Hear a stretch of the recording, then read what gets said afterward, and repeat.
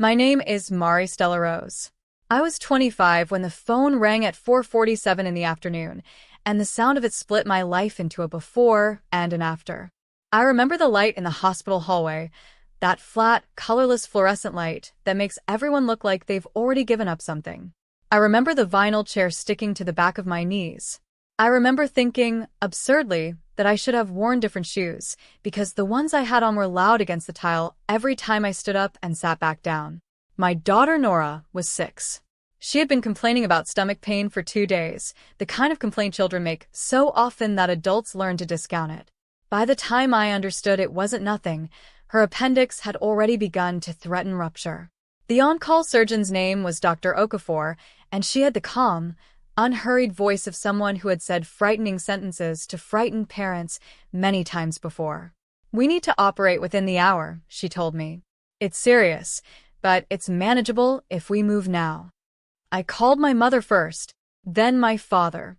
I called them because some old, unkillable part of me still believed that if something was happening to my child, they would come.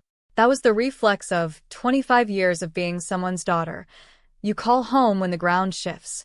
My mother answered on the 4th ring, and behind her voice I could hear music, laughter, glasses clinking. "Sweetheart, can this wait? We're setting up for Bianca's engagement party. It's such a big night for her." I remember standing very still in that hallway, phone pressed so hard to my ear it left a mark. "Nora needs surgery, Mom. Tonight. Right now." "Kids get sick all the time, Mari," she said, not unkindly, just distracted, the way you're distracted by something you've already decided matters more. "The doctors know what they're doing. We'll come see her this weekend." I didn't have a response ready for that. I don't think I've ever had a response ready for the specific shape of that particular unkindness. Not cruelty, not shouting, just a quiet, practiced ranking of priorities that had never once in my whole life put me at the top. My father got on the phone briefly after. "Don't make this a whole thing," he said. "You know how your mother gets about Bianca's milestones." I hung up. I sat back down in the vinyl chair. And I waited alone. The way I had waited alone for most of the important things in my life, while 3 rooms away, a surgeon I'd known for 40 minutes cut into my daughter's small body to save it. The surgery took 90 minutes. I know this because I counted every one of them, sitting under that fluorescent light, holding a paper cup of vending machine coffee that went cold before I drank a single sip. I thought about Bianca. My sister was 22, engaged to a man named Theo, whose family owned 3 car dealerships, and to my parents, this engagement was the culmination of every hope they'd quietly nursed since she was a girl. Bianca had always been the daughter who arrived, announced, celebrated, photographed. I had always been the daughter who managed her moods, managed the household when Mom was overwhelmed, managed my own disappointments so quietly that eventually no one noticed there was anything to manage at all. I wasn't angry at Bianca. That's important to say, because this isn't a story about hating my sister. Bianca didn't ask our parents to skip a hospital for her party. She didn't even know, not yet. This was never really about her. It was about the arithmetic our parents had been doing my entire life, the one where my needs were always rounded down. Somewhere around minute 60, a nurse came out and told me Nora was stable, that the appendix had been close to rupturing but they'd gotten to it in time. I put my face in my hands and cried the way you cry when you've been holding something upright with your bare arms for far too long, and someone finally takes the weight from you. I thought about calling my parents again. I didn't. Instead, I opened my phone and looked, almost involuntarily, at Bianca's Instagram story. String lights. A cake with her and Theo's initials in gold. My mother in a blue dress, laughing, glass raised. My father's arm around her shoulder. 41 minutes old, the post said. Posted while my daughter's abdomen was open on a table 3 rooms away. I didn't cry again. Something in me had gone very still and very clear, the way water goes still right before it freezes. I didn't know yet what I would do. I only knew, with a certainty that surprised me by how calm it felt, that I was done asking to be seen. Nora woke up groggy and scared, reaching for me before her eyes had even fully opened, and I understood in that moment, not abstractly, but physically, in my chest, what it meant to be the person a child trusts completely. I had spent so much of my life aching for my parents to look at me the way Nora looked at me right then.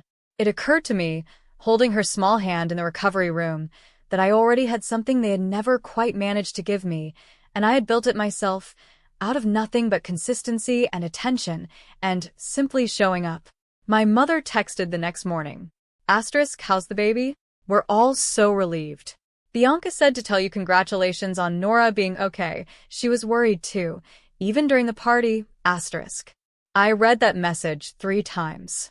Even during the party, as if worry offered mid-celebration was a kind of sacrifice. As if the bar for love in my family had always been set exactly at thought about you between toasts. I didn't respond right away.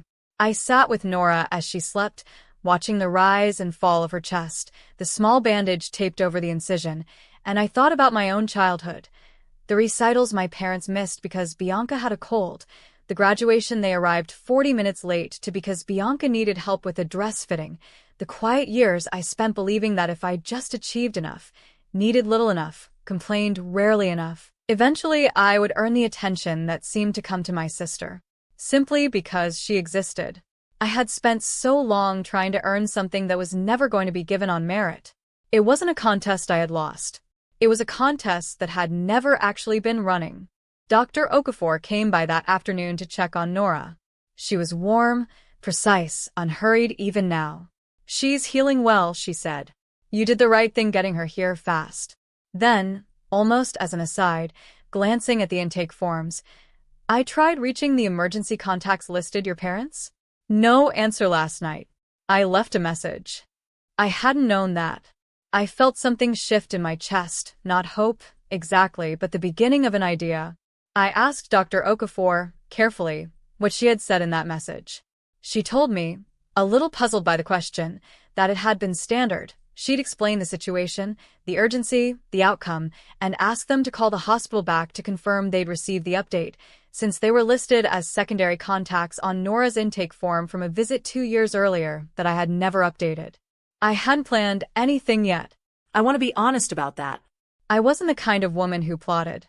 But something about knowing that a professional, uninvolved voice, a surgeon's voice, calm and clinical, had said aloud to my parents' voicemail the very words I could never get them to sit still and hear from me, settled into me like a stone dropping to the bottom of still water. I didn't call my parents that day or the next. I focused on Nora, on broth and cartoons, and the particular tenderness of caring for a small body that is healing. My mother called twice. I let it go to voicemail both times, not out of spite, but because I genuinely didn't yet know what I wanted to say, and I had learned, slowly and expensively, that speaking before I was ready only ever cost me clarity. On the 3rd day, my mother came to the house. She stood on my porch in the same blue dress from the party photos, though of course she'd since changed and changed again. It only felt, in my mind, like she was still wearing it. "Why haven't you called me back?" she asked, and there was real hurt in her voice, which struck me as almost funny, in a bleak sort of way. She could feel hurt. She simply hadn't yet learned to recognize it in me. "Nora almost ruptured, Mom," I said quietly. "The doctor left you a voicemail explaining that. Did you listen to it?" My mother's face did something complicated, a flicker of defensiveness, quickly smoothed over. "I've been swamped with the wedding planning, Mari. I'll listen tonight." "You don't have to," I said. "I just wanted to know if a stranger's voice would finally say the thing I've been saying my whole life." My mother listened to the voicemail that night. I know because she called me afterward, her voice smaller than I had heard it in years. She said Nora could have died, Mari. She said if you'd waited even another hour. "I know what she said," I answered. "I was there. I've been there my whole life, saying smaller versions of the same thing, and somehow it never landed until someone with a medical degree said it instead." There was a long silence on the line. I didn't fill it. I had spent my entire life filling silences for my mother, smoothing them over so she wouldn't have to sit inside her own discomfort, and I found, that night, that I simply didn't have it in me to do it again. "I don't know what you want me to say," she finally admitted. "I don't want you to say anything," I told her, and I meant it. "I want you to understand something, and understanding isn't a sentence you can hand me. Nora needed you, and you chose a party. That's not a mistake I'm asking you to apologize for. It's a pattern I'm finally done pretending not to see. I told her, gently but without softening the shape of it, that I loved her and that I loved my sister, and that none of this was about punishing either of them. It was about a decision I had quietly made in a recovery room, watching my daughter sleep, that I would no longer organize my heart around people who only noticed me in the space between their own celebrations. My father called the next day, gruffer, more defensive. Your mother's been crying for 2 days. Was this necessary? I didn't do anything, Dad, I said. I didn't plant that voicemail. I didn't write that script. A doctor told the truth, and it happened to be the same truth I've been telling for 25 years. I'm not responsible for which voice finally got through. Bianca came to see me a week later, without our parents knowing, sitting at my kitchen table with the particular awkwardness of a younger sibling who has just discovered that the family mythology she grew up inside of has cracks running through its foundation. I didn't know, she said. About the surgery. Mom told me you two had a scheduling conflict, that's all. I would never have wanted my party to. I know, I said, and I did know. This was never about you, Bianca. You didn't build this. You just grew up inside a house that was built a certain way before you had any say in it. She cried a little, and I let her, and I found that I felt something unexpected. Not triumph, not vindication, but a kind of tired tenderness. My sister had never asked to be the favored child any more than I had asked to be the overlooked one. We had both simply been shaped by the same two people, in different directions, toward different outcomes neither of us had chosen. What are you going to do? She asked. Nothing dramatic, I told her, and I meant it. I'm not going to scream at anyone or cut anyone off in some big scene. I'm just going to stop performing a closeness that was never really mutual. I'm going to keep showing up for Nora, the way I always have. And I'm going to let Mom and Dad sit with what they did, instead of rushing in like I always have, to make it easier for them. Bianca nodded slowly, and before she left, she hugged me. A real hug, not the brief, formal ones we usually exchanged at family gatherings, and said, I'm sorry I never noticed how it was for you. I told her that wasn't hers to apologize for either, but that I appreciated her saying it all the same. In the weeks that followed, I didn't stage a confrontation, didn't deliver a speech, didn't demand an apology tour. I simply changed the terms on which I engaged. I answered calls when I had the emotional room to, and let others pass when I didn't. I stopped volunteering to smooth over tension at family dinners. I stopped translating my own needs into small, palatable requests designed not to inconvenience anyone. My mother tried, in her way. She started asking about Nora's recovery unprompted. She sent a card, handwritten, something she rarely did. It wasn't an apology exactly. I'm not sure she had the language for that yet, but it was an acknowledgement, and I decided to let it be enough for now, without pretending it erased anything. My father remained gruffer, slower to change, the way men of his generation often are with anything that requires them to revisit their own certainty. But even he, one evening on the phone, said something close to an admission. We should have come to the hospital. Just that. No elaboration, no groveling. But I recognized the size of it, coming from him, and I told him simply, yes, you should have. I didn't need him to say more than that. I had spent so long needing grand gestures, dramatic proof of love, and I was learning, slowly, that what I actually needed was smaller and steadier, just people showing up, consistently, in the ordinary moments, not the extraordinary ones. Nora healed fully within a month, scampering around the house again, asking me 100 questions a day about her scar, wearing it in the way children do, almost like a badge.